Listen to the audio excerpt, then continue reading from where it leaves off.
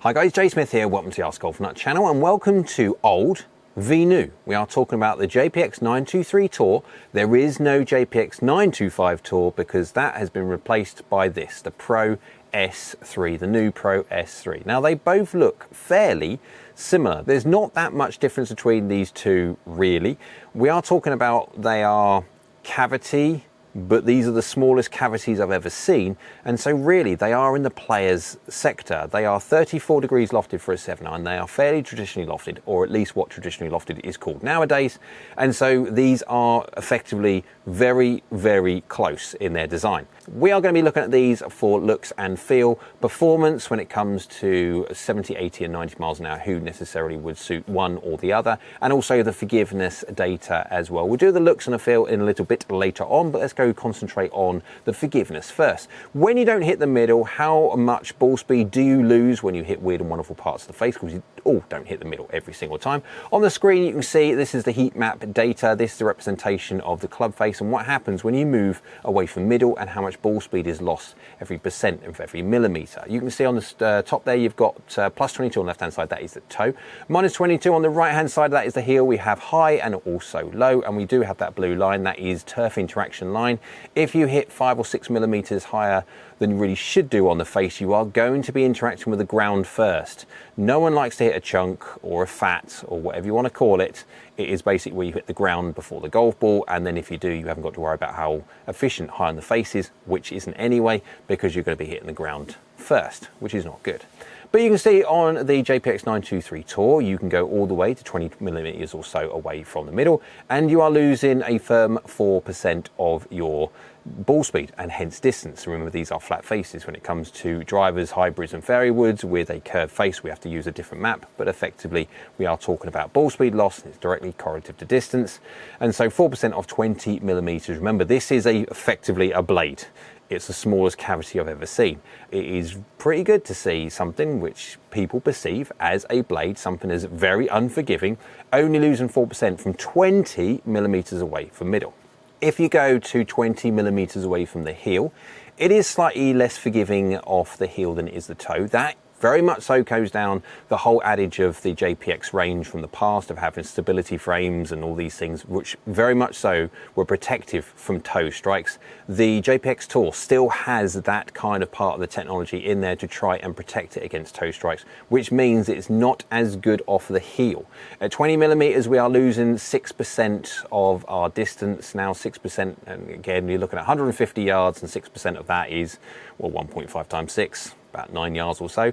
And is it going to make a massive difference, 9 yards? No. However, that depends on where the pin is, and that depends on if you're going for the pin. It's the difference between you hitting your target number or, shall we say, missing it in the greenside front bunker or something like that, or even not making the carry over water. So it is important to know where you miss and how much ball speed is lost from your irons, especially if you're looking at buying new irons. If you know you'll miss, this is the whole reason why we do it, because it basically allows you to select golf clubs which suit or miss rather than just getting penalised. Low on the face isn't bad whatsoever. You can go quite low on the face before it starts going from 3 into the 4%, and that is really quite good, because if you start going that low, you are going from the thin to the full on top, and it's doing pretty darn well considering this is basically a blade. If you go over to the Pro S3, instantly you can see a distinct difference. There is not necessarily the protection of the toe that the old JPX 923 Tour was.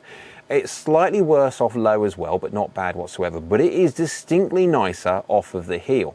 This goes very much so down the old school players route, where they used to have the sweet spot very much so on the heel side of things. Again, blade length's not massive, and also a relatively quite big size hosel. Does have a tendency to try and drag the center of gravity, the sweet spot as such, over towards the heel. And you can see on the Pro S3, absolutely, this is more forgiving and really forgiving off of the heel. You hardly lose anything by hitting the heel on this golf club. And when I was testing it, and have been testing it, you can feel that the fact that you hit it slightly heely, and you know that it feels really, really good, and you think that's going to be in the heel, and it was.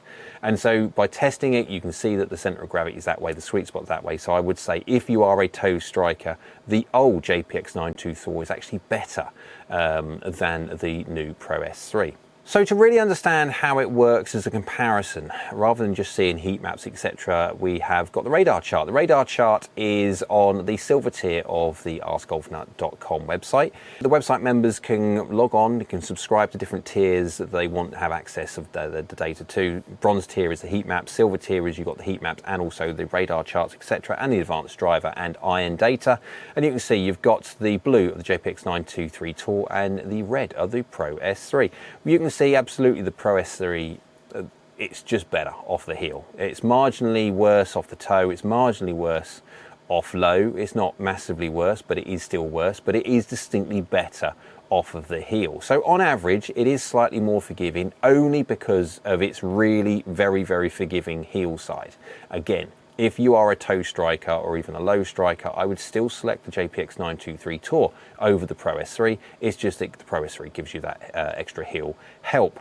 Face speed, they are basically identical. These are identical lofts, and again, face speed is actually loft for loft adjusted anyway, so again, it wouldn't make a difference if one was 30 degrees and one 34. These are loft for loft adjusted, and the fact that they have the same springy face or non-springy face, remember these effectively are blades, so there is no technology in there for super thin, springy, variable face thickness faces or anything else like that. It's just a true forging, which means distance potential again is exactly the same within a very small margin. There is a small difference with the Pro S3 wanting to launch a fraction higher than the JPX 923 Tour and spin a fraction more as well.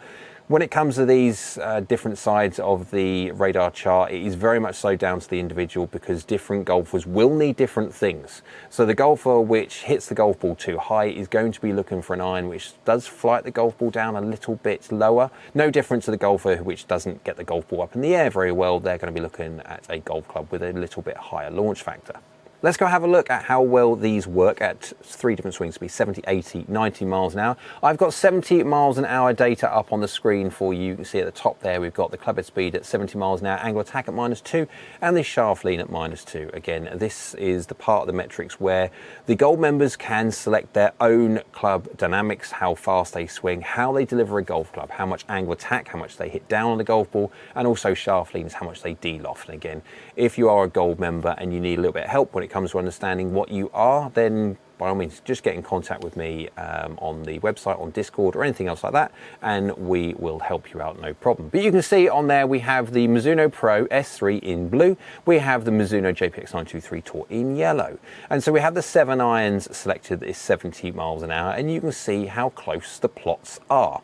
They are very, very close. You see the solid blue and yellow lines, that is the maximum carry, and then you have the dotted blue and dotted yellow lines, that is the average carry, and that is effectively a nominal misstrike away from the face when it comes to an average of what happens when you don't hit the middle and how much drop off you are going to see.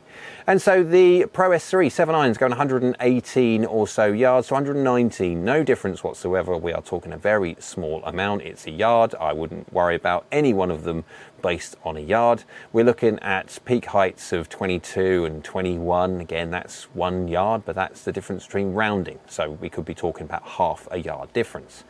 And we're also looking at descent angles of 43.5 and 42.5. So yes, the Pro S3 descends at a degree steeper. That really is it. And there's not really that much of a change when you go into 80 miles an hour. Yes, the carry goes up to 140 yards basically between the two, so there's no real difference there at all. But you can see the flights are very, very similar. There is, again, no real difference between these two. I'm not surprised, guys. We are talking about a JPX 923 Tour, which is effectively a blade, and the Pro S3, which effectively is a blade.